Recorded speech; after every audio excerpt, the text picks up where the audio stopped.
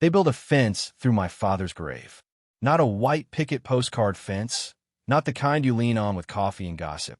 A gray powder-coated steel number with spear tips and HOA-approved menace, set dead center through the scrub oak knoll where I'd spread his ashes before I left the country. The fence didn't know that. It didn't care.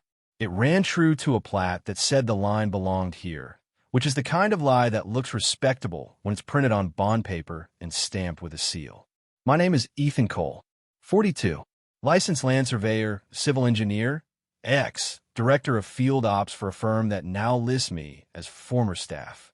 I left Colorado 5 years ago because a project in Oman needed a man who could read dunes like topography and get a crew to move steel in heat that melts thought. I came home because my father's heart stopped in a chair that still has his indent, and I needed to stand on the ridge where we set his ashes and remember the way he said measure twice, live once. I did not come home for a tour of Silver Ridge Estates, a Whitfield signature community, with a stone gate that looks like a bank vault and a tagline that reads wilderness, well measured. Street lights stand where mule deer used to freeze and stare with the arrogance of creatures that have no mortgage. Kids in bike helmets trace figure eights on fresh asphalt. Every driveway wears the same stamp pattern. Every front yard is sod cut to fit a spreadsheet. The sign out front says HOA managed. The fine print says your view may be adjusted without notice. I pulled to the shoulder and killed the engine. The air smelled like pine and paint and an argument I hadn't started yet. I walked the old fire road, now a private lane with a storybook name, until the ground rose to that little knoll and the fence line cut it like a ruler. I stood there and counted seconds. My father taught me that when your blood climbs your throat, you do math. 45 seconds buys your mouth time to let your brain through the door. At 53 seconds, a golf cart hummed up behind me. A man in a white polo and a cap with the Whitfield logo parked square in my path. He had a clipboard and the look of someone who knows his rules and the number you call when you don't follow them. "Sir," he said, like the word was a warning. "This is a private development." "I'm aware," I said. "Who set this fence?" "Perimeter contractor. City-approved plans set. May I ask your business on Silver Ridge property today?" "This knoll isn't Silver Ridge property. Everything inside the fence is Silver Ridge property." "That's the question, isn't it?" He tightened his mouth. "Sir, I can contact security. I'd prefer you contact your plat." He blinked. The clipboard lifted, lowered. "You a realtor?" I reached into my jacket. The card I carry is matte. No gloss. The kind that doesn't try too hard. "Ethan Cole, please/P." He scanned it the way a man reads a language he doesn't want to understand. "You have a surveyor's lien?" he said, guessing. "I have a surveyor's memory," I said. "And that's worse for you." He radioed someone. I heard the words Gate 3 and resident complaint and gentleman claiming boundary discrepancy. The golf cart hummed as he followed me the length of the fence, as if proximity were a leash. When my father's knoll fell away, the fence kinked half a degree to match a jog that wasn't there 5 years ago. It's a small sin, a half degree, but on land it's how thieves prey, quietly, with decimals. "Who's your HOA president?" I asked. He sounded relieved to have an answer. "Ms. Meredith Vale. You can see her at the Welcome Center if you'd like to make an appointment." "I don't make appointments with trespass." "That language isn't appropriate here," he said, as if I'd cursed in church. I kept walking. The street names were a developer's poetry. Falcon Rise, Aspen Crest, Old Surveyor Road. Someone's idea of irony. Trailhead Loop. The houses were Mediterranean in a state that flips weather like a coin. Beige. Shutters that don't shut. Balconies you can't stand on. Doors painted 3 shades of catalog. None of this was an error. It was geometry with a bank loan. At the Welcome Center, a woman with a voice that had always been air-conditioned greeted me by not looking at me. "Welcome to Silver Ridge," she said, reading it from script. "How can we help you visualize home?" "I need to see Ms. Vale. I can get you on her calendar." Click, click. "Next Thursday at 2. "I'll wait." "That won't be possible." The door to the inner office opened before I could reply. Tall glass with a handle that made a sound like money when it turned. The woman who stepped through wore black the way a verdict wears a gavel. 40s, maybe 50s, blonde hair in a purposeful sweep, smile calibrated to show you she sees you and the fact she doesn't care. "I'm Meredith," she said, already bored. "And you are?" "Ethan Cole." Her gaze hit my boots, my jacket, my card. It came back with a revised smile. "Engineer, surveyor, among other mistakes." "Well, Mr. Cole, among other mistakes, we run a tight community. Is there a problem with your home build?" "It's your build." "And yes." She gestured at a table made from wood more expensive than bark. "Let's not be dramatic. We have permits on file." "Permits aren't ownership." She sat. I didn't. This land was acquired through a boundary realignment. The assessor's database and the recorder's office show Silver Ridge Estates, LLC, as owner of parcel 5812-14-0-00-031 and 5812-14-0-00-032, contiguous, totaling 67.8 acres. Anything inside the fence is ours. If you have a concern, file it with our council. Boundary realignment isn't a thing, I said. Not in county code. Not the way you're using it. It is when the county signs it. I set my hands on the table and leaned enough to make her lean back. "Who signed the plat?" She let the smallest beat pass. "Our licensed surveyor of record." "Name." "We post all professional disclosures in our annual report." "Name." Something colder slipped under her smile. "Dalton Pierce." "Please. You can look him up." I already had. The moment the fence cut the knoll, I had pulled the assessor's map on my phone. The plat for Silver Ridge Estates, phases 1 to 3, sat there like a confession. I'd zoomed in on the surveyor's seal. It was a digital stamp. It belonged to a man I'd trained and fired. A man who'd once told me ethics were for people who could afford them. "Your stamp is clean?" I asked. "Our stamp is compliant." "Compliant is not clean." She stood up. "We're done. You're trespassing. This conversation is a courtesy. This conversation is a record," I said, and let her see my phone. The red light blinked the way conscience does. She nodded at the woman at the front desk. "Call security. I know you think the county's on your side," I said, because everyone in this story thinks the county is a character who loves them. I also know what happens when a forged plat meets a judge. Her eyebrows lifted a half-inch. The arch of a woman who collects men's mistakes and arranges them in jars. "Forged. You issued a plat with a boundary jog that doesn't reconcile to the original meets and bounds description from 1964. Your closure error is not a mistake, it's a relocation. And the signature on your digital stamp was generated with a serial that doesn't match Dalton's hardware. It matches mine." That made her eyes move, finally, to my face. "New calculation. Then perhaps your issue is personal." "It is," I said, and thought of the knoll. "And it's legal." Security arrived with the exact amount of cardio it takes to get to a paycheck. They were polite because I was not yelling, and because I was not the first man to stand here with a tone. They walked me to the door the way you drain glass. Outside, the sky was that unedited western blue that makes your lungs sting. I stood on the curb until my pulse caught up with my feet. On the drive back to town, I dictated notes the way a surgeon narrates a cut. Fence alignment coordinates. Check jog against deed call from 1964 book 187 page 41. Whole chain of title from 1964 to present. Look for gaps, wild deeds, corrective deeds. Check electronic seal, serial DB. 22916 versus registries.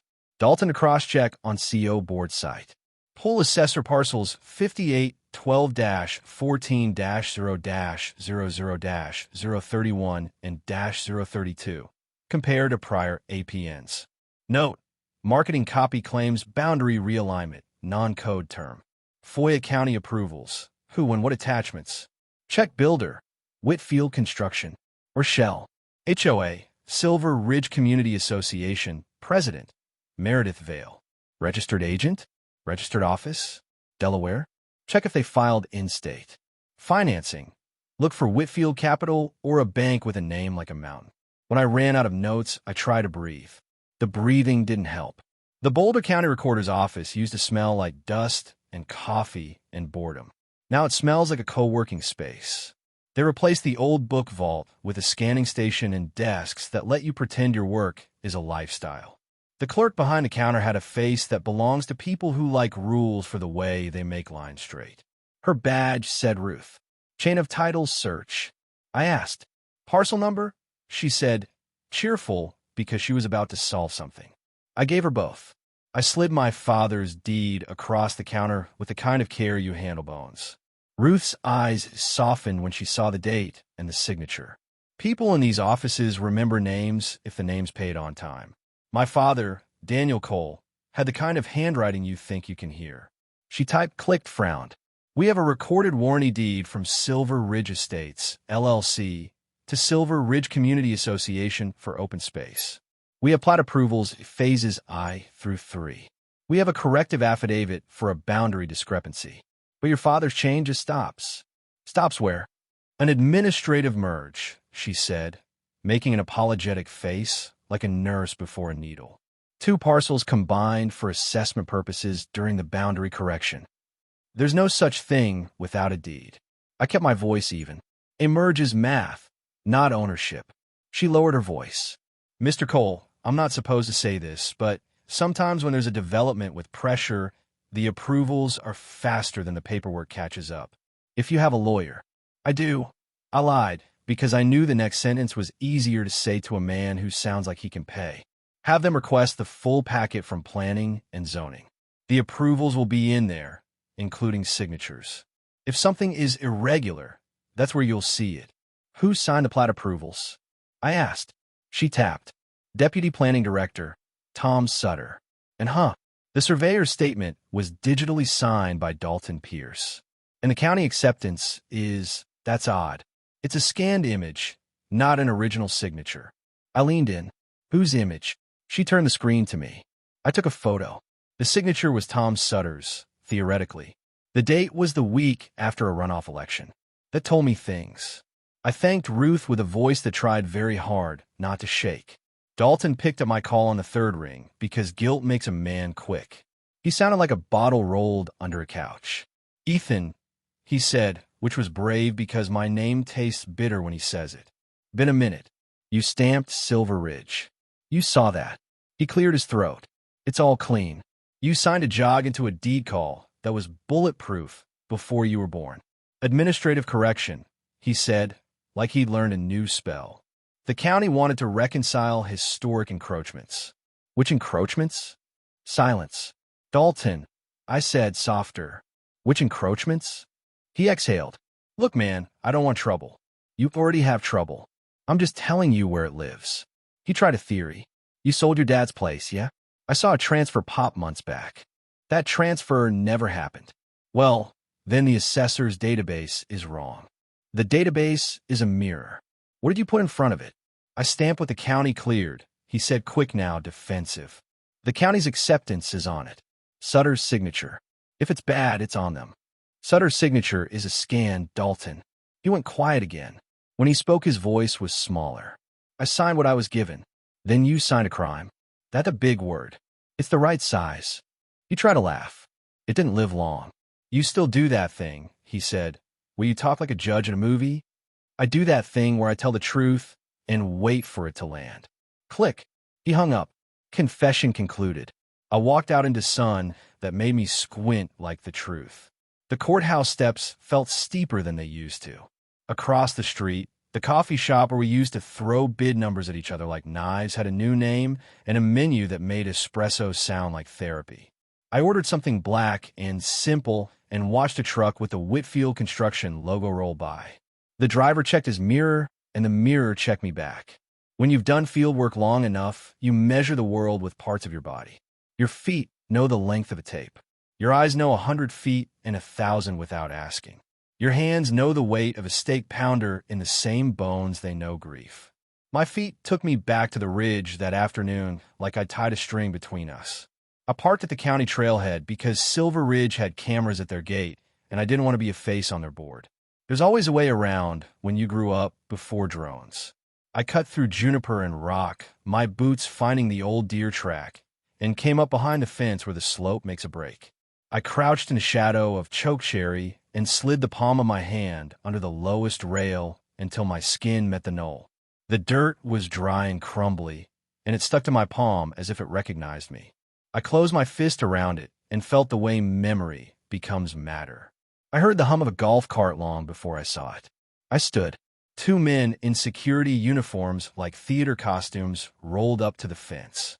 The older one had a mustache that had made vows. The younger one had the posture of a man who would prefer to be anywhere else. "You can't be here," the older one said. "I'm on county open space," I said, and I was. The fence ran just inside the line. The brush where I stood was public like air. That fence is not. He gripped the wheel harder than he needed to. "You planning to vandalize it?" "I'm planning to remember. You're the guy from the Welcome Center. I'm the guy whose father is under your fence." That hit something. Mustache looked at the knoll, down at my hand, back at me. Something in his jaw loosened. "Sorry for your loss," he said, as if the script had given him an improv line and he wasn't sure how to play it. "Tell Ms. Vale," I said, "that the line is wrong. She knows where to find the county," he said, which means he knows where to hide. That night, I spread maps on my kitchen table the way a priest lays out relics. The 1964 deed, metes and bounds written like a man who had time. The 1987 resurvey, when my father corrected a neighbor's fence line and made a friend. The 2019 tax receipts with my name stamped on them, and the county seal that says "You paid. We saw you." The Silver Ridge plat, printed from the recorder's site, allegedly signed by a man who drinks his courage and a deputy who maybe let someone borrow his name.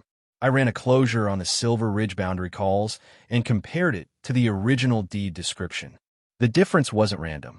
It was a shift, a purposeful nudge northeast that pulled 5.4 acres into the net. The knoll sat at the center of that nudge, like a compass rose. 5.4 acres isn't a typo.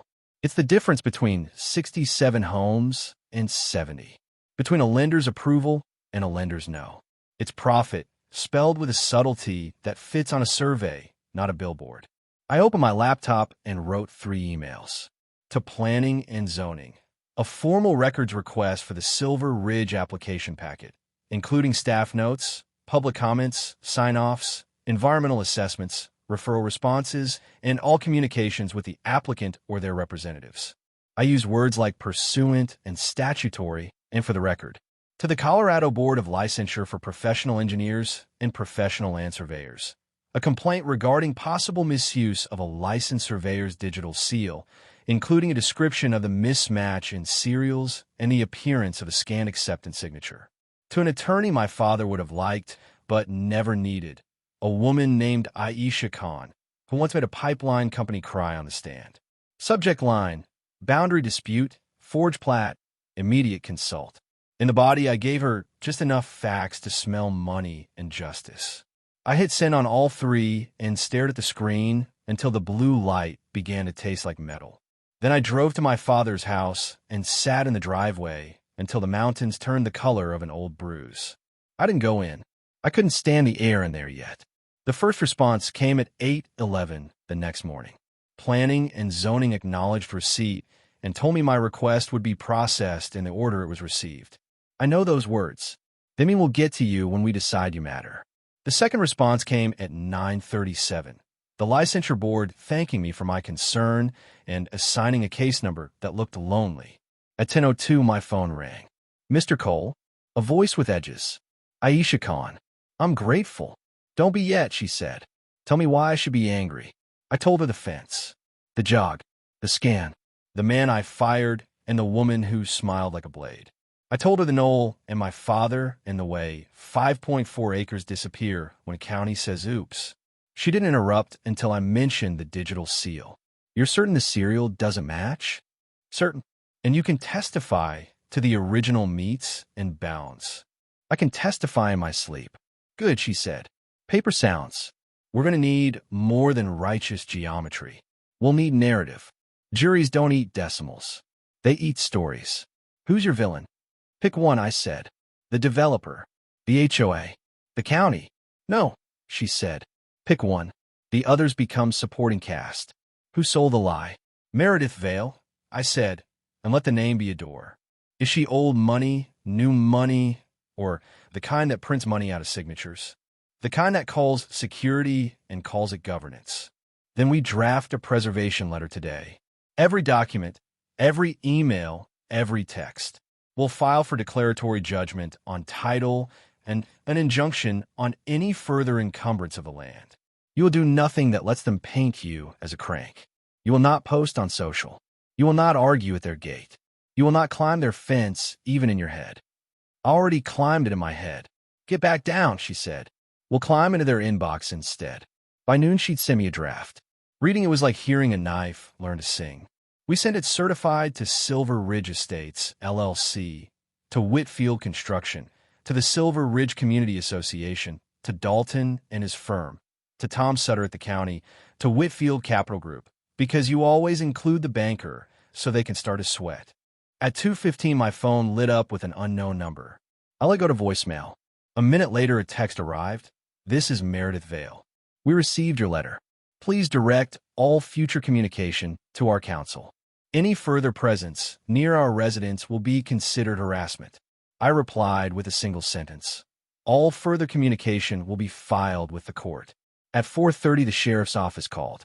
A deputy with a voice like a memo asked me to come in for a voluntary conversation about reports of boundary disputes escalating.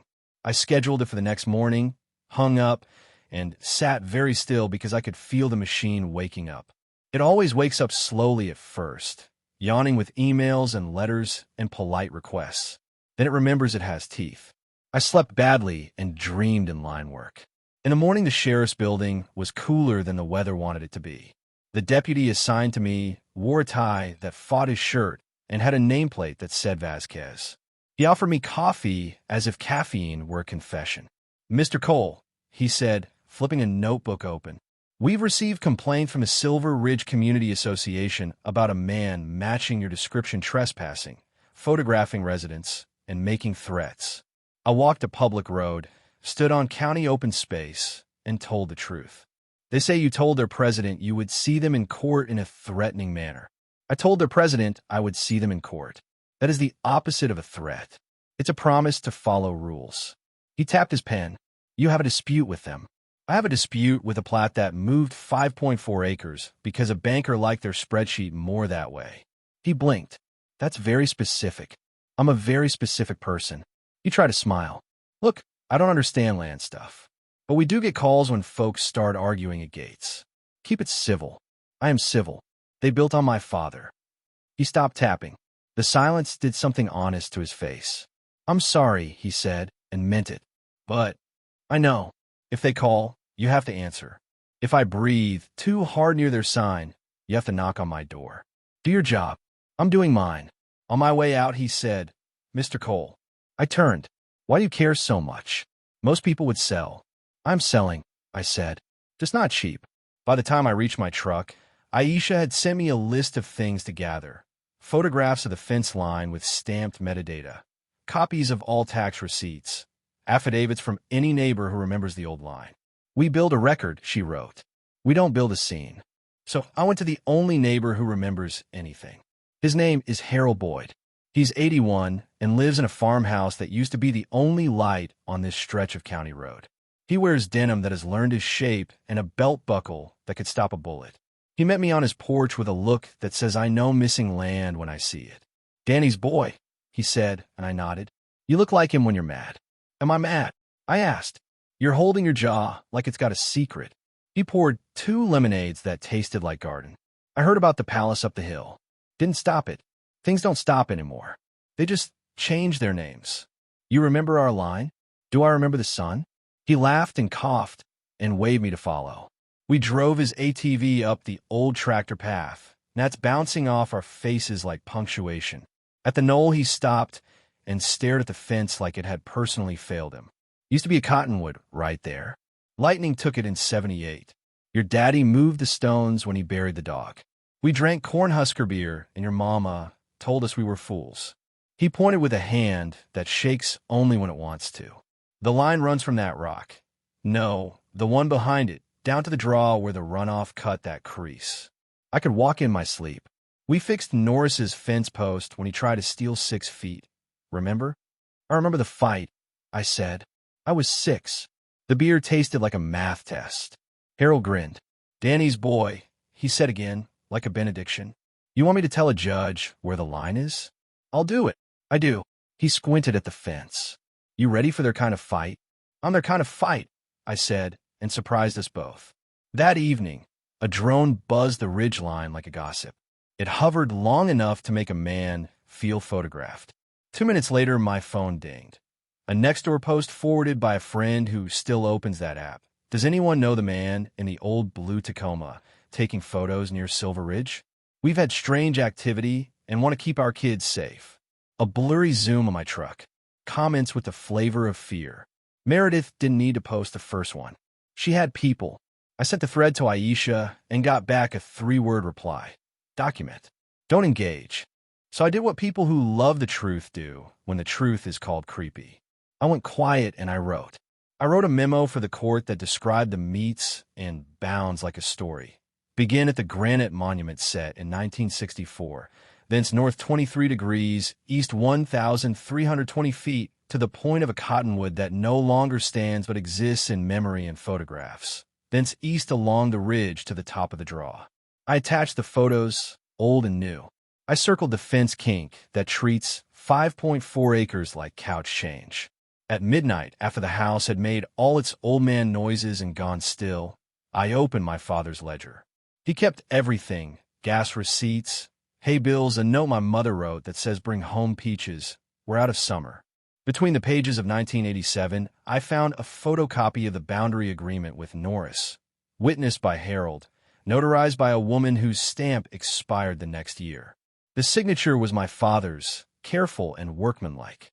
Under it he'd written in his block letters, "Love is a line you respect when no one's watching." I put my head down on the table and let my jaw unclench. Then I scanned the page and added it to the memo. Judges don't read poetry, but they recognize honor when it's notarized. At 8:06 the next morning, a courier dropped a thick envelope at my door. The return address read Whitfield and Lowe, attorneys at law. I opened it with the caution you use on snakes. Inside, a letter the length of guilt, printed on paper that wanted to feel expensive. The first paragraph expressed shock at my allegations. The second warned of defamation if I persisted in knowingly false claims. The third insisted their client had relied on county approvals in good faith. The fourth informed me that any entry on a Silver Ridge property without invitation would result in immediate legal action. The final paragraph offered a meeting to explore a mutually beneficial resolution, provided I signed a non-disclosure agreement first. I set the letter on the table beside my father's note about love and lines. Then I called Aisha. "Standard scare package," she said. "They're testing whether you're a man who folds or a man who files." "I'm a man who files," I said. "Good. Today we file a lease penned-ins on the parcels. It clouds their title. Their lenders will call them before lunch. And we file the complaint. Quiet title, declaratory judgment, trespass, unjust enrichment, fraud, and a request for attorney's fees." "Make it sing," I said. "It will." At noon, Ruth from the recorder's office called me from a number she shouldn't have used. "Mr. Cole," she whispered, "you didn't hear this from me, but your FOIA packet is almost ready. You'll want to see the staff comments. And one more thing. Someone asked to see your father's deed this morning. Ms. Vale." "Thank you," I said, and meant the words like a prayer. By 3, Aisha had filed the lease pendants. At 3:10, my phone buzzed with a voicemail from an unknown number. I didn't need to listen to know what it would say. Banks don't speak English when their collateral coughs. At 3:15, my email pinged with a calendar invite from Whitfield and Lowe. Proposed meeting boundary adjustment. Attached, an NDA with more teeth than a comb. I declined. Attached our complaint. At dusk, I drove past the gate. The guard looked straight through me, the way men look when they're keeping their job on purpose. 2 houses had for sale signs that weren't there 2 days ago. Another had a banner that said sold that will age badly. On the knoll, the fence caught the evening light like a guilty thing. On my way back down the hill, I stopped where the line meets Old Surveyor Road, because whoever named it had a sense of humor that should be a misdemeanor. I took a can of upside-down paint from the truck bed, shook it until the ball inside turned into a metronome, and put the tip to asphalt. I drew a bright, indecent stripe exactly where the deed says the line is. It cut through the subdivision's arterial like a vein. It was petty. It was the first petty thing I'd done since this began. It felt like ice water behind my eyes. A car slowed. A woman stared at me through the windshield, then accelerated like I was contagious. I capped the paint and took a picture of the line in the last light of day. The thing about lines is this: most people think they exist because we draw them. Surveyors know better. Lines exist because someone sworn to the truth finds them where they always were. When I got home, Aisha had sent me one more email. Subject: your closing line. Body: if they wanted a surveyor's line, give them one, straight through the middle of their perfect little subdivision. I slept without dreaming. In the morning, the subdivision woke to a new stripe that didn't belong to their map. The HOA message board lit with words like vandalism and prosecution and who does this person think he is. Meredith posted a statement about malicious actors and safety. The bank called them back and used a word that makes even developers listen: escrow. At 9:12 a.m., the county emailed my FOIA packet. Scam memos, staff notes, an email from Sutter to Meredith that read, "Give me the stamp and we'll clean the line on the record later." A reply from Meredith: "We'll make it happen. Dalton's easy." Attached, a PDF of a signature that wasn't his. I forwarded the thread to Aisha. 2 minutes later, my phone rang. "We don't settle," she said. "Not this. We take this to discovery and then to trial." "Good," I said. "Ethan," she added, her voice a notch softer, "you drew a line on their road last night." "Yes. Don't do it again." "I won't have to," I said, looking at the photo on my screen, the bright stripe cutting a street named Harmony. "The court will do it for me." And that's when I understood the story wasn't about land. It was about measurement and what people think they can buy with a ruler. I placed the photo beside my father's ledger and the scanned boundary agreement and the county's foolish email that turned a suspicion into an exhibit. I made a stack with edges that aligned, so clean it felt like a hymn. Then I waited for the knock on my door that would say the machine was fully awake. When it came, it was gentler than I expected. Not a battering ram, a polite rap. I opened it to find a process server in a windbreaker, cheeks red from weather and work. "Mr. Cole," he said, already checking the shape of my face against a photo on his phone. "You've been served." He handed me a folder. Inside, a motion for a temporary restraining order against me. Silver Ridge wanted the court to bar me from coming within 200 yards of the development. They call me a threat. They annexed fear and filed it under safety. I read the first page twice because rage made words blur. Then I called Aisha. "Congratulations," she said. "They're scared. We'll meet them in court on the TRO and ask the judge to look at your father's ashes while we're there." "I drew a line," I said. "You drew a line," she agreed. "Now, let's make it law." I hung up and sat with the folder for a long time, listening to my house settle around me like an old man telling a story. Through the window, I could see the ridge, the little rise that holds what's left of my father. The fence cut it, but only on paper. The line under the line was still there. I picked up a pen, opened a fresh legal pad, and wrote at the top of the first page in capital letters the way my father did when the world needed clarity. I read the first page twice because rage made words blur. Then I called Aisha. "Congratulations," she said. "They're scared. We'll meet them in court on the TRO and ask the judge to look at your father's ashes while we're there." "I drew a line," I said. "You drew a line," she agreed. "Now let's make it law." I hung up and sat with the folder for a long time, listening to my house settle around me like an old man telling a story. Through the window, I could see the ridge, the little rise that holds what's left of my father. The fence cut it, but only on paper. The line under the line was still there. I picked up a pen, opened a fresh legal pad, and wrote at the top of the first page in capital letters the way my father did when the world needed clarity. Parties: Ethan Cole, plaintiff, v. Silver Ridge Estates, LLC, Silver Ridge Community Association, Whitfield Construction, Meredith Vale, Dalton Pierce, Boulder County, as necessary, Tom Sutter. Under that, I wrote, "Causes, quiet title, declaratory judgment, trespass, unjust enrichment, fraud, defamation, if they keep talking, attorney's fees. Then I wrote a third heading. Evidence, father's deed, 1964. Tax receipts, 2019, present. Norris Boundary Agreement, 1987. Harold Boyd Affidavit. Photos of fence. FOIA email trail, Sutter/Vale. Digital seal mismatch, Pierce. Scan signature acceptance, Sutter. HOA posts and Nextdoor thread. I capped the pen and smiled without my mouth. If they wanted a surveyor's line, I would give them one, straight through the middle of their perfect little subdivision. The kind of line that changes maps and bank accounts and the way men say your name when they realize you're not the part of the story that loses. And somewhere above the knoll, where the fence pretended it had the last word, a hawk wrote a cleaner line in the air and did not ask permission.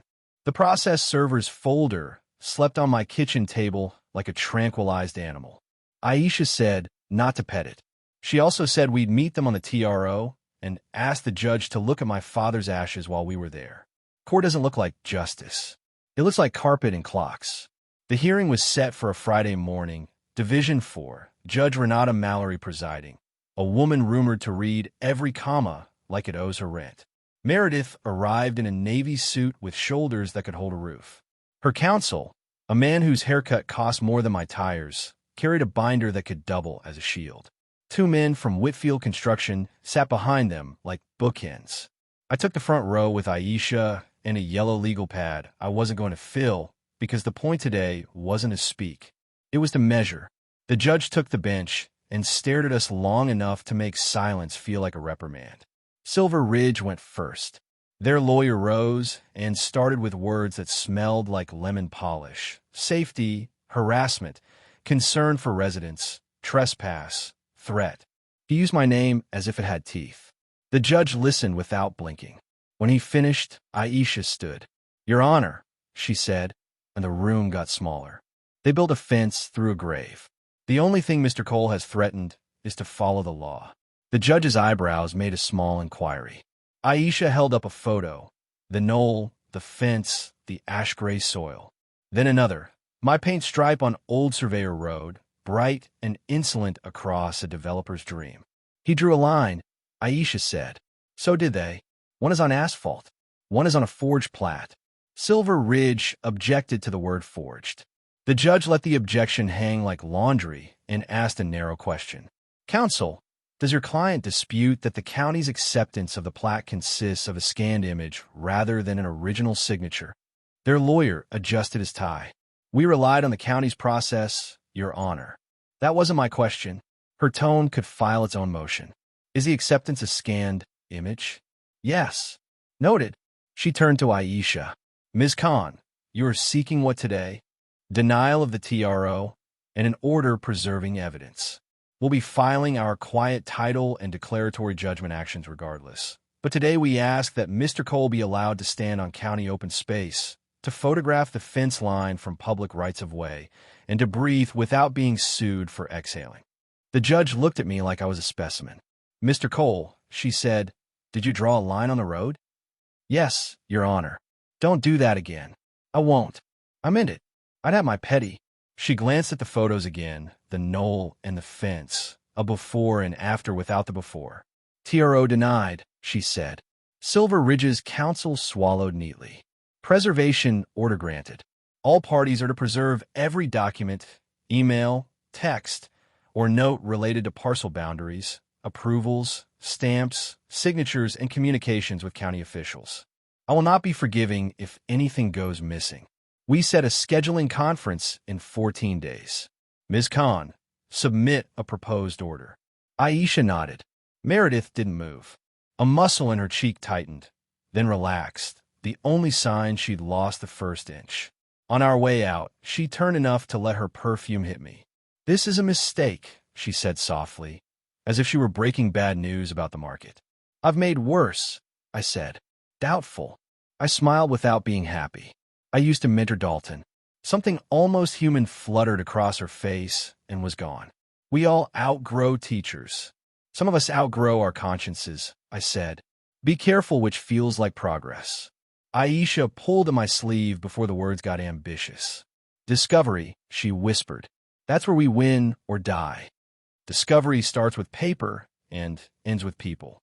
Our first volley was a set of requests that read like a crossword puzzle for accountants. Communications between Silver Ridge and county officials. Drafts of plats. Metadata for Dalton's digital seal. Emails to Whitfield Capital Group. HOA board minutes referencing boundary adjustments. Marketing materials using the phrase boundary realignment. We added the banker because money leaves fingerprints. Silver Ridge responded with, objection, overly broad, unduly burdensome, not relevant. We replied with a motion to compel. The judge set a hearing and appended a footnote that said, in essence, bring real reasons. While the motions moved at court speed, glacial, but with a mass to carve stone, Aisha and I worked the record like a loom. Ruth called when my FOIA packet was ready. I signed for a box heavy enough to hurt pride. In it, staff notes from planning and zoning that read like grudging acceptance. Emails from Deputy Director Tom Sutter with cleanup in the subject line. Referral responses from engineering raising small questions that were waved away with larger plans. One memo from a junior planner flagged the phrase boundary realignment as non-code language, should be corrected. Sutter's comment bubble, leave as is. The date sat like a dark joke 2 weeks before the acceptance stamp. Aisha highlighted 3 passages and sent me a single-sentence text. They knew. I drove to Harold's with a notary. He read his affidavit aloud like a weather report.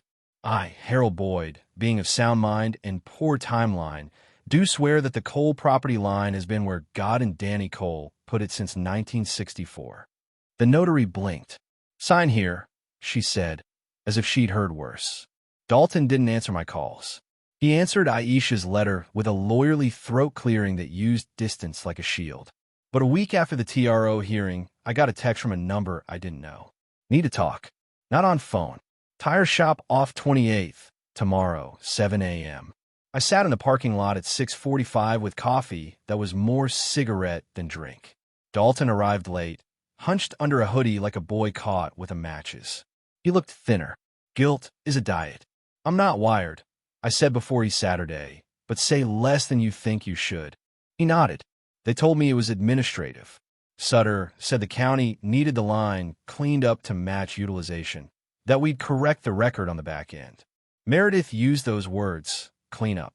Whitfield's guy said if we held up Phase 2 for a line that was off by a few feet the lenders would pull, we'd cost families homes, and I'd never work in this county again.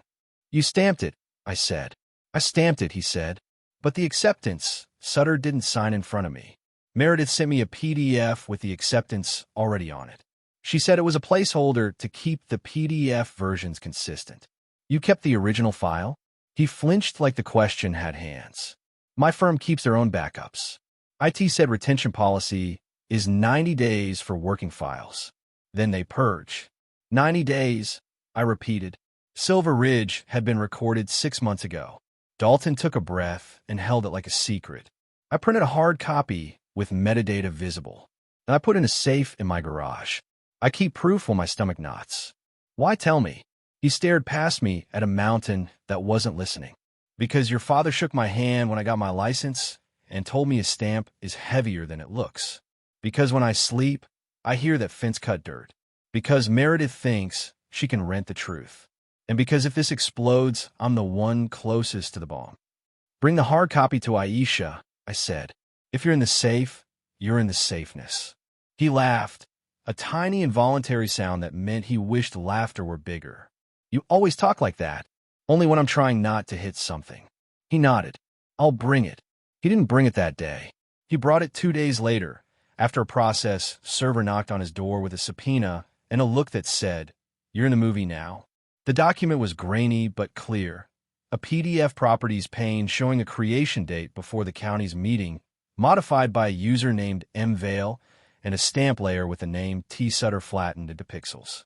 Aisha held it with 2 fingers like evidence and smiled the way a lighthouse smiles at a storm. Spoliation letter goes out today, she said, and we move for a temporary injunction halting any transfer of HOA assets while title is in dispute.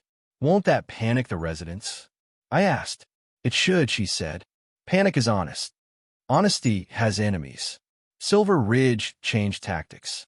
The HOA listserv filled with messages accusing me of interfering with delivery trucks, photographing children, making late-night phone calls to residents. None of it was true, which made it dangerous. On a Tuesday, a man in a Patagonia vest stepped into my space at the grocery store and called me a creep. On Wednesday, someone keyed thief into the paint of my Tacoma. On Thursday, Deputy Vasquez called to check in. Folks are stirred up, he said. You post anything online lately? I posted a complaint with the court. He sighed. Just stay smart, Mr. Cole. I'm trying to be the only one who is. Whitfield and Lowe sent a settlement whisper through back channels. Money that sounded like a bribe if you said it out loud. It came attached to the usual mouthguard NDA. Aisha didn't bother to decline. She forwarded it to me with a 3-word subject. We don't settle. Meanwhile, the bank did what banks do when a judge writes lease pendants where they want to see quiet collateral. Whitfield Capital Group called a special meeting with Silver Ridge's board. Meredith, 2 men with spreadsheets for eyes, and a lawyer who looked like he taught sharks to be meaner. I know this because the minutes leaked, redacted badly by someone who thought a Sharpie is magic. It's not, if you scan at high enough resolution. Exposure significant, the banker said. We recommend immediate exploration of cure. In banker, cure means pay the guy or walk away. Meredith argued to fight on principle, and the sharks nodded like men who like blood. Principle is expensive, the banker said, and Mr. Cole has a lawyer who enjoys invoices. They compromised like cowards. They would fight, but they would study how not to. The scheduling conference fell on a day with wind. Judge Mallory adopted a case management order the size of a large lunch. Deadlines, page limits, deposition windows. She granted our motion to compel in part and denied Silver Ridge's objections with the judicial equivalent of an eye roll. If your client built on land it did not own, she said, that is relevant. Silver Ridge filed their answer that afternoon, denials flavored with amnesia.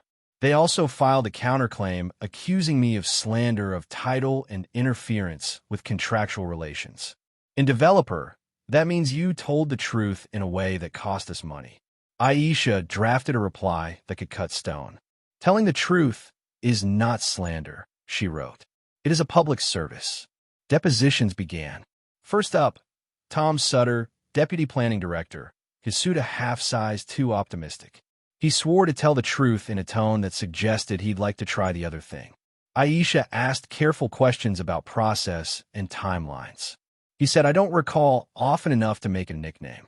Then she slid the FOIA email across the table, the one where he wrote, give me the stamp and we'll clean the line on the record later. Sutter stared. His lawyer objected as to form and foundation and spiritual health. The court reporter didn't look up. Aisha asked again, Mr. Sutter, did you write this email to Ms. Vale? He located new memory. It appears so. And when you wrote, give me the stamp, what stamp did you mean? The surveyor's stamp. And when you wrote, we'll clean the line on the record later, what line did you mean? He swallowed. The boundary line, which had not yet been legally changed. He looked at his lawyer as if the man might offer him a parachute. We were discussing options. Options like forging an acceptance. Objection, his lawyer said, almost proud. Withdrawn, Aisha said and smiled. Mr. Sutter, do you recognize the county's acceptance signature on the recorded plat? Yes. And is that your signature? A pause. It is an image of my signature. Placed there by whom? By whoever created the PDF, which, according to the metadata, was Ms. Vale. I don't know about that. You do now. He went home from that deposition with a new lawyer. 2 days later, he resigned to pursue opportunities in the private sector. The county released a statement that read like a bag of sugar, sweet and empty. Someone in the comments wrote that government had lost a good man. Someone else replied with a screenshot of the email. The thread was closed. Next, Dalton. He showed up in a suit that tried. He looked at me once, then stared at a spot on the wall like it told better stories. Mr. Pierce, Aisha said, who asked you to adjust the boundary? No one asked me to adjust anything, he said carefully. The county requested. She slid a letter toward him. Is this your email to Ms. Vale, dated March 3rd, indicating that the meets and bounds description would have to be altered to include the knoll area? He read it. Then he read it again, as if repetition could make meaning change. Yes. And did Ms. Vale reply, do it. We'll paper it? He closed his eyes. Yes. And did you do it? Yes. His lawyer objected, but he couldn't object to the truth. Dalton's voice got smaller as the hour got longer.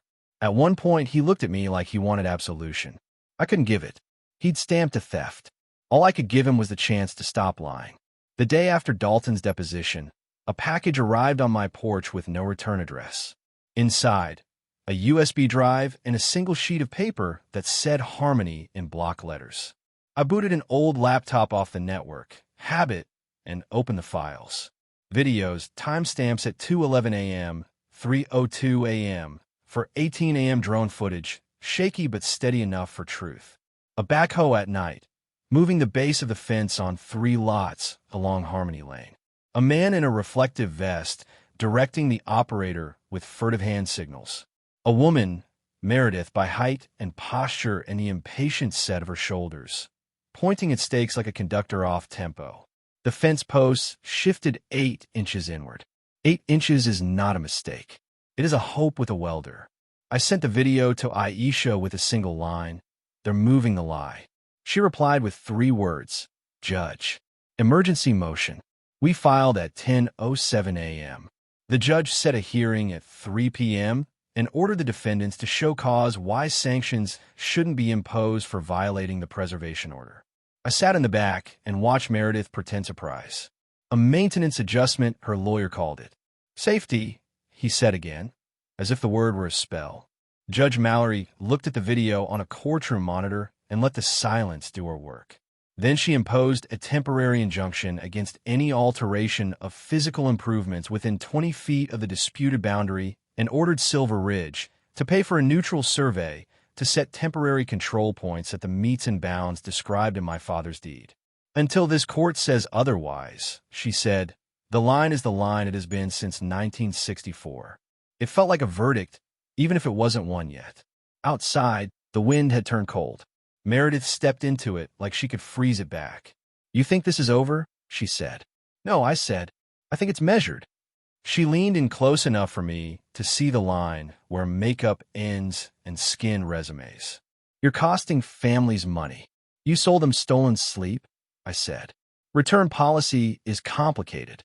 The neutral survey team arrived the next morning with GPS rovers and faces that wanted to be anywhere else.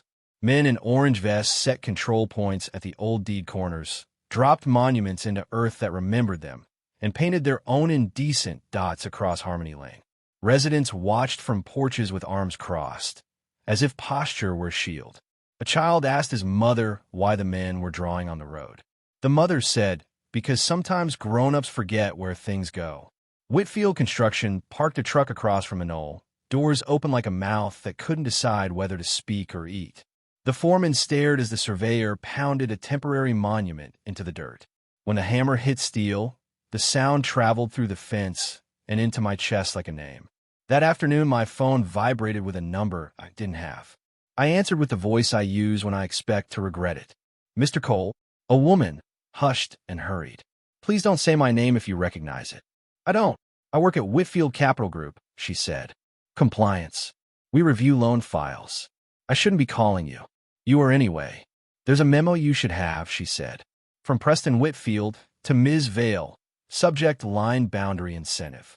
It outlines the financial benefit of pushing the line toward your property, including a per-lot profit projection and a bonus schedule. It references a meeting with Deputy Director Sutter. It sets a quota. I'm sending it to a burner email. Check your encrypted inbox in an hour. Don't call this number back. The line went dead. I stared at the wall until my phone chimed with Aisha's message.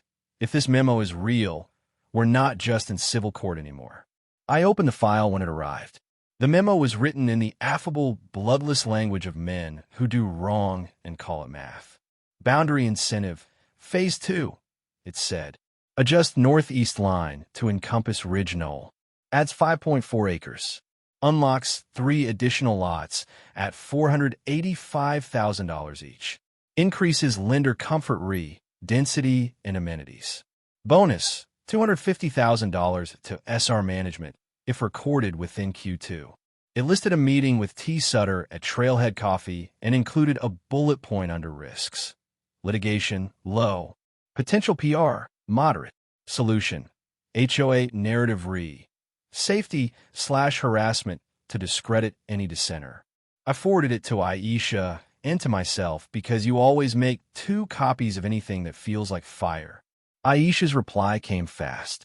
We moved to add punitive damages, and we sent a criminal referral. I don't care if the DA is allergic to heat. We make them sneeze. The DA did what DAs do when a case looks like work. He convened a review panel. He asked for additional corroboration. He wanted me to be patient in a city that sells speed. Aisha sent him Dalton's metadata sheet, the drone video, the memo, the FOIA emails, and a letter drafted with teeth. This is fraud, she wrote. If your office is unwilling to act because the defendants attend your fundraisers, say so on letterhead. The DA didn't say so. He said he would assign an investigator. He said we should refrain from litigating in the press. Aisha sent him a smiley face made of words. We prefer litigating in court. The press found us anyway. A local reporter with eyes like questions left a business card on my porch. Aisha told me to put it in a drawer and shut the drawer. I did. Then I opened it and looked at the card again because curiosity is a weak muscle I sometimes work by accident. At night, the ridge was quiet the way truth sometimes is, heavy and still. The temporary monuments glinted like the eyes of something alive. I stood there until the dark remembered my name and went home to my kitchen table and my stack of exhibits that now had a weight of their own.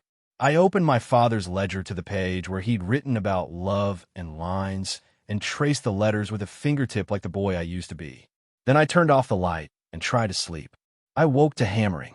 It wasn't the survey team. It wasn't construction. It was 3 loud, stupid hits against my front door. I grabbed the bat my father kept behind the wood stove and opened the door to whoever thought the night owed them. The porch was empty. At my feet lay a box with no return address and a smell like a promise gone wrong. I carried it to the yard like it might decide to be brave and opened it with a box cutter that had earned its scars. Inside, a broken survey prism, glass fractured into triangular teeth, wrapped in a photo of the knoll, torn down the middle. A note in block letters, move on. I stared at the pieces until they arranged themselves into a lesson. Then I swept them back into the box, took photos, and texted Aisha. She replied with a single instruction. Police. Report. Now. Deputy Vasquez arrived with sleep in his eyes and patience in his hands. He photographed the box and the note in my face. Any cameras? He asked. None that belong to me, I said. But Silver Ridge has enough to feel watched in another county. He glanced at the note. They want you to think this is random, he said. It's not. I know. He paused. You can move on. I looked at the broken glass. I already did, I said. To the courthouse. He nodded like a man who knows when a thing is decided. Lock your doors, he said, which is the kind of advice that makes sense to people whose danger fits a deadbolt.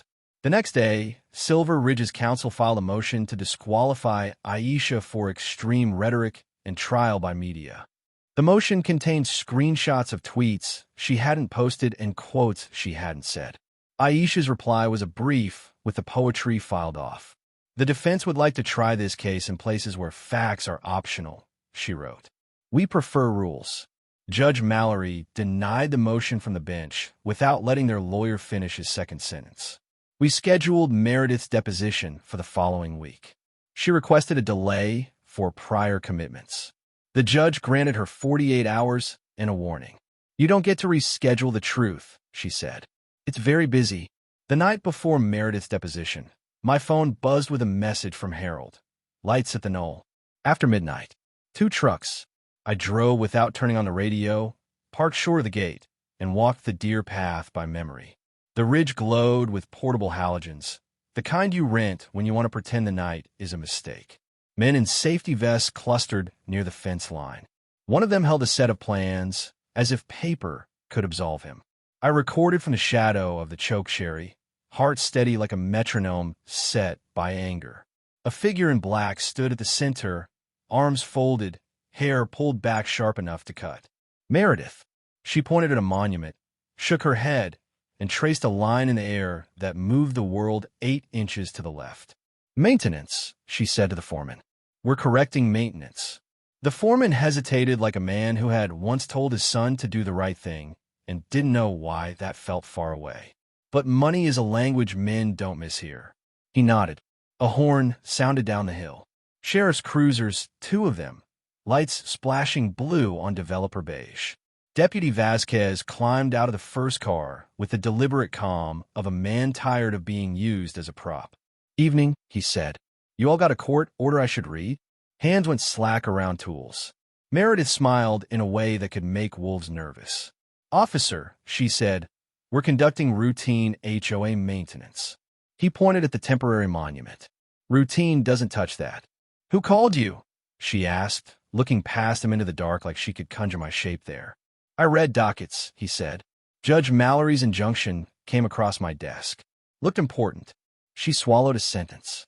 I filmed the city, choosing which kind of person it wants to be. They left without moving the fence. The halogens blinked out. The ridge returned to its correct color. I slept a little after that. Not much. Enough to dream of lines that don't argue when you find them. Meredith arrived at her deposition with a smile that learned nothing. Aisha asked for her name, and she gave it like a crown. The court reporter swore her in. The camera's red light reflected in her eyes, tiny and steady. Ms. Vale, Aisha began, did you send an email to Deputy Director Sutter on April 14th stating, we'll make it happen? Dalton's easy? I don't recall the exact wording. Aisha slid the printed email across. Do you recall it now? Meredith read, like a woman reading a menu she didn't order. Emails are conversations, she said. This is out of context. Here's the context, Aisha said, and placed the boundary incentive memo beside it. You stood to earn a $250,000 bonus if the line moved before Q2 closing. I stand to earn bonuses for delivering projects, Meredith said evenly. Everyone does. Do you also stand to earn them for flattening a county official's signature into a PDF? Her lawyer objected, so loudly the wall flinched. Assumes facts not in evidence. Mischaracterizes. Aisha lifted a hand, the courtroom equivalent of a conductor telling brass to breathe. Ms. Vale, did you place an image of Deputy Director Sutter's acceptance signature on the recorded plat? And the drone footage of you moving fence posts at 2 a.m., is that wrong too? Her lawyer objected. Aisha let him earn his retainer. We'll let the judge decide, she said. For now, one last question. Did you ever tell your residents that the boundary was in dispute before selling them homes? We told them their amenities would be best in class, she said. Which they are. Aisha closed the folder like a book that had read itself. No further questions today. On our way out, Meredith brushed past me without looking. Her perfume smelled like the kind of place you leave when the bill arrives. That afternoon, Judge Mallory granted our motion to add punitive damages. The court finds sufficient evidence of willful and wanton conduct to allow the claim to proceed, she wrote. This is not a case of misplaced decimals. The DA's office called at dusk. The investigator's voice was careful. We'll be opening a formal inquiry into potential forgery and fraud. You sound like a man apologizing for being useful, I said.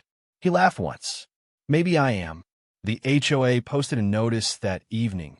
Special assessment, legal defense fund.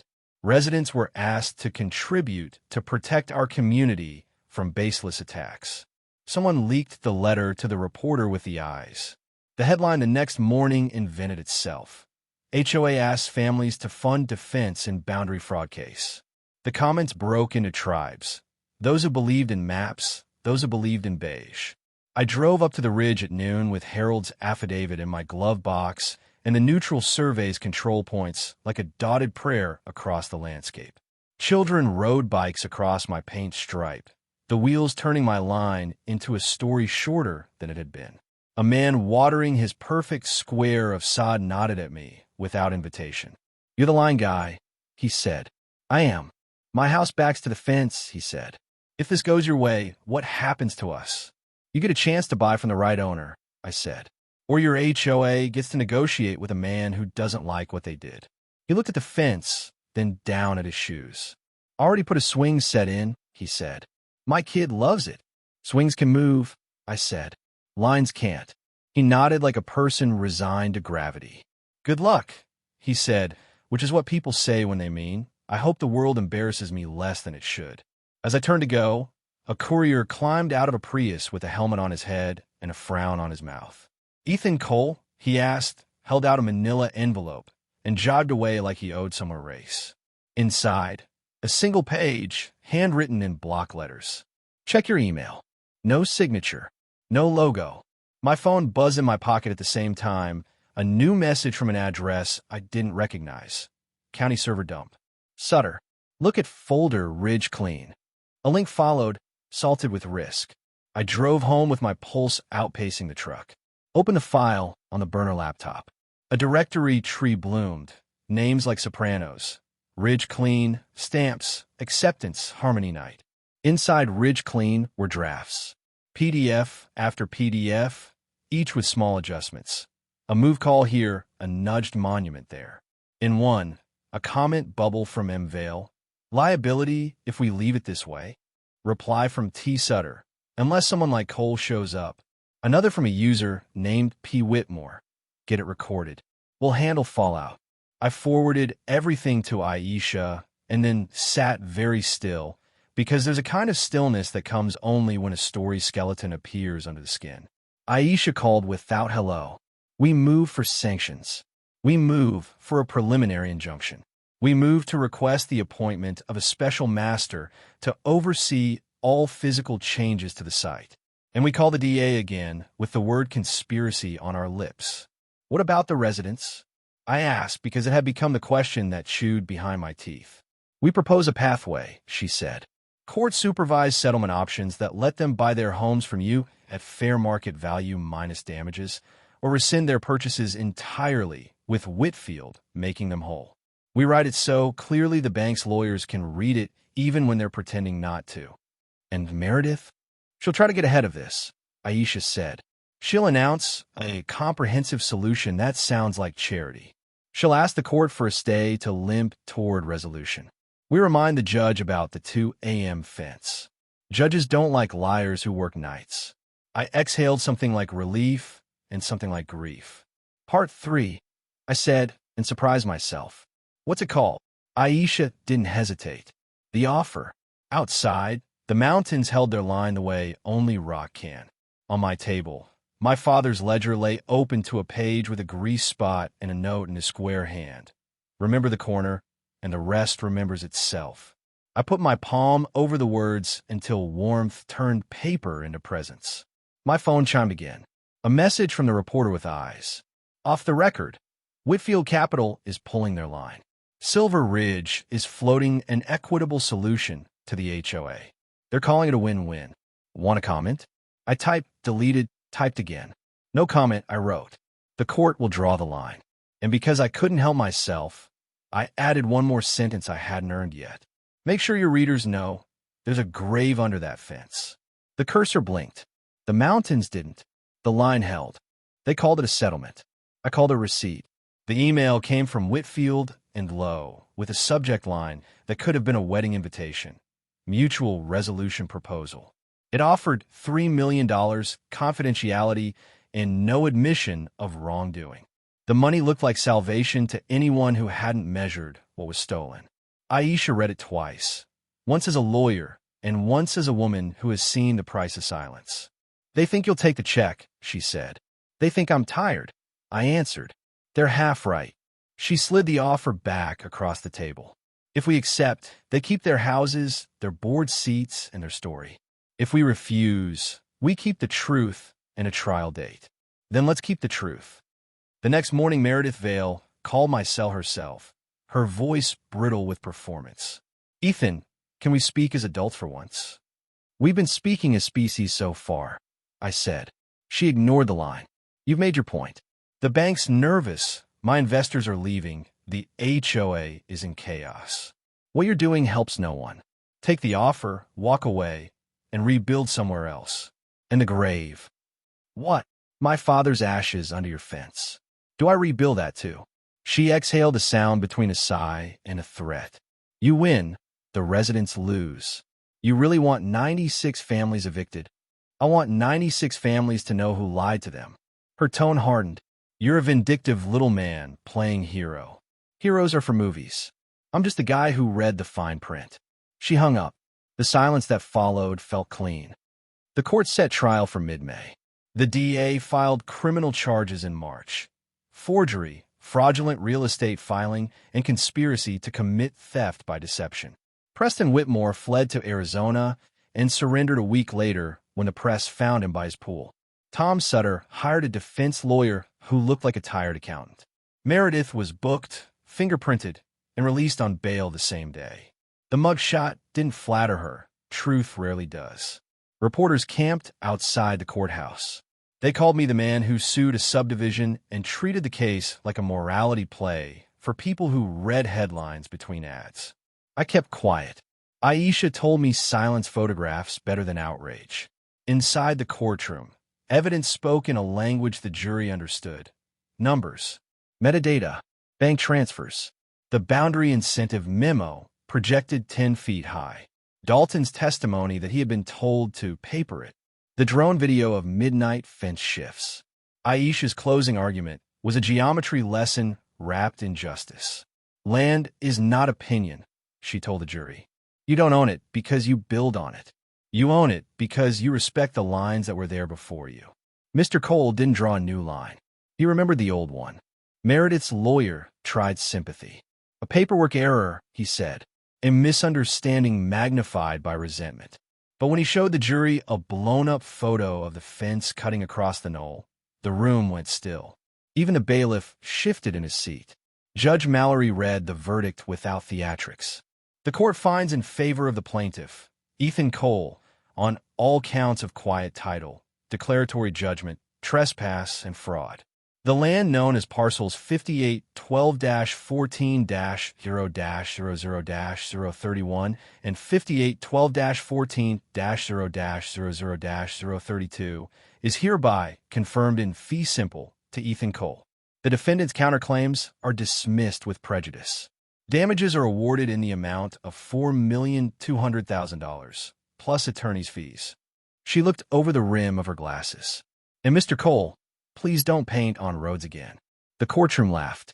I didn't. My father's ledger sat in front of me like a witness who'd kept his oath. A week later, the sheriff's office supervised the removal of the fence. They unbolted each panel as if undoing a prayer. Meredith wasn't there. Neither was Whitmore.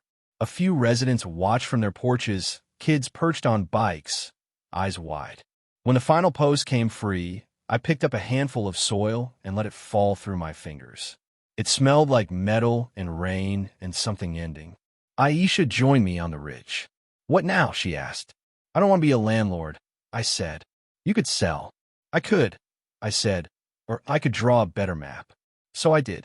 I kept 10 acres, the knoll, the house site, and enough forest for quiet. I sold back the remaining land to the homeowners through a trust at the same price they'd paid, minus the damages the court had awarded me. The numbers balanced in a way accountants would envy. Each family signed a new deed, this time clean, with my signature at the bottom and a clause that read, property conveyed without restriction except one, respect the line. Some cried. Some refused my hand. Most just nodded, tired and grateful. The county held a press conference about lessons learned and updated verification protocols. Tom Sutter pled guilty and took a suspended sentence. Dalton kept his license on probation and started teaching ethics at the community college, a sentence that fit. Meredith cut a deal, testimony for leniency. The paper said she'd serve 18 months.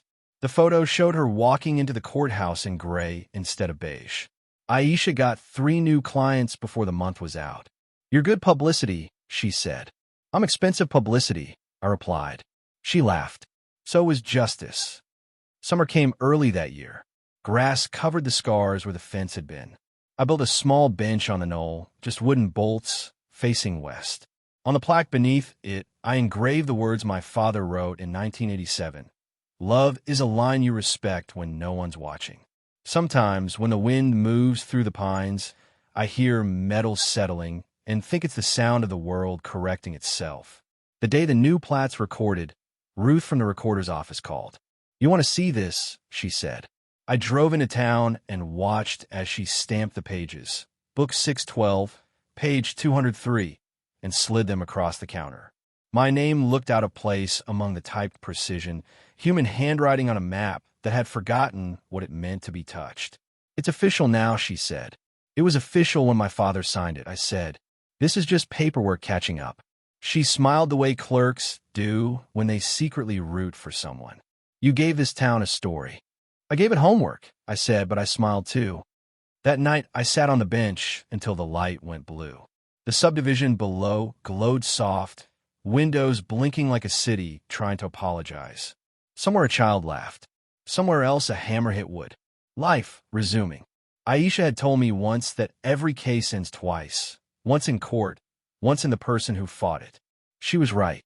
The court had ended it. I hadn't. Not until now. I took out the ledger and wrote one last entry beneath my father's notes. May 27th. Fence removed. Line restored. Lessons expensive but clear. You can't buy what you steal. You can only rent it until someone measures correctly. From here the world looked square again, surveyed, defined, still imperfect but honest.